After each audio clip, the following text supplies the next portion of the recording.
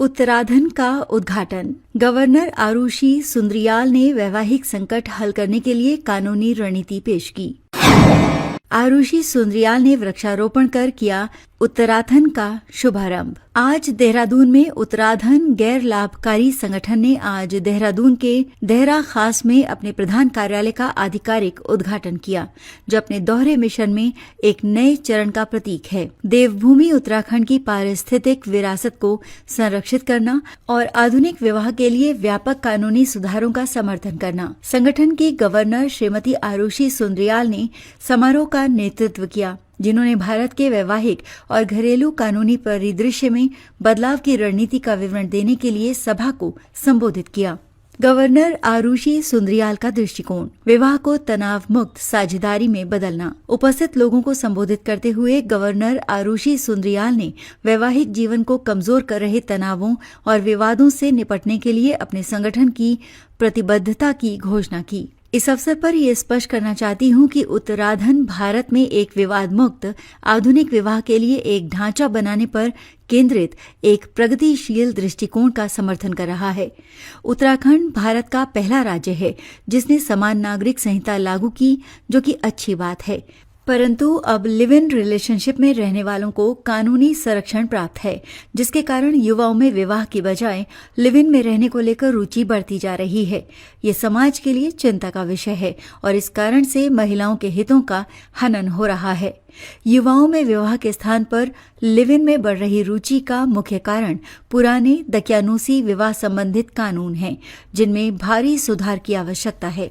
हमारा मिशन आवश्यक कानूनी सुधारों की वकालत करके विशेष रूप से एक व्यापक आधुनिक विवाह पूर्व समझौते को बढ़ावा देकर दोनों लिंगों के लिए मानसिक तनाव मुक्त बंधन और वित्तीय और भावनात्मक सुरक्षा सुनिश्चित करना है।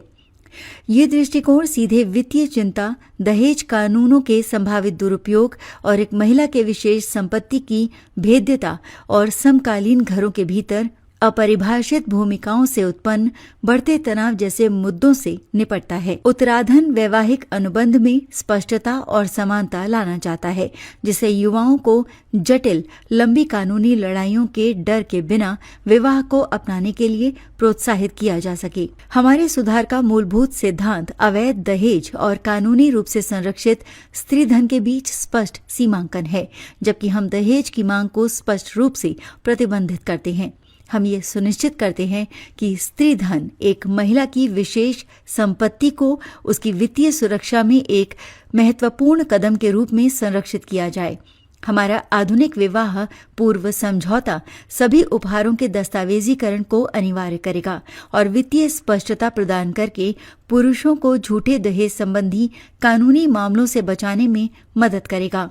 इसके अलावा दैनिक संघर्षों को हल करने के लिए हमारा प्रस्तावित समझौता वित्त से परे जाकर पति पत्नी के योगदान को स्पष्ट करेगा।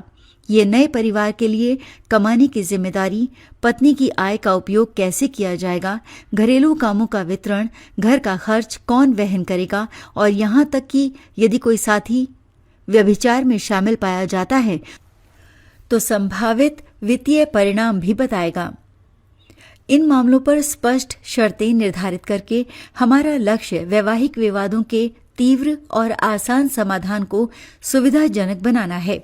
इन समझौतों को कानूनी महत्व देने के लिए उत्तराधन ऐसे आधुनिक समझौतों के लिए बेहतर कानूनी मान्यता सुरक्षित करने हेतु कानूनी वकालत की रणनीति के लिए प्रतिबद्ध है। सक्रिय दस्तावेजीकरण और रणनीतिक सुधार के संयोजन से हमारा लक्ष्य आधुनिक विवाह को मौलिक रूप से एक पारदर्शी, सुरक्षित और तनाव मुक्त साझेदारी में बदलना है। पारिस्थितिक विरासत के लिए प्रतीकात्मक वृक्षारोपण। उद्घाटन समारोह एक शक्तिशाली प्रतीकात्मक भाव के साथ शुरू हुआ, जिसने क्षेत्र के साथ उत्तराधन के संबंध की पुष्टि की।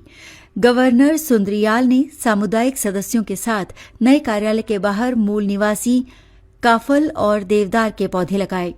इन पवित्र स्वदेशी प्रजातियों का पोषण, जिसमें देवदार को देवताओं की लकड़ी के रूप में पूजा जाता है, उत्तराधन के द्वितीयक लेकिन महत्वपूर्ण उद्देश्य देवभूमि उत्तराखंड की पारिस्थितिक विरासत की रक्षा करने पर जोर देता है। इस कार्यक्रम में उत्तराखंड संगठन के सदस्य बसंती नेगी, तारा रौतेला, सुशीला रावत, मीना पवार, मोहिनी राणा, लक्ष्मी बिष्ट, हीरा अधिकारी, कुसुम कार्की, सरोज बोरा, नैना भंडारी, विमला जोशी, कलावती पंत और रेखा शर्मा भी शामिल रहे। नया कार्यालय अब उत्तराखंड के काम के लिए परिचालन मुख्यालय है, जिसमें कानूनी सहायता, परामर्श और आश्रम के माध्यम से अपमानजनक विवाहों में फंसी महिलाओं को महत्वपूर्ण तत्काल सहायता प्रदान करना भी शामिल है।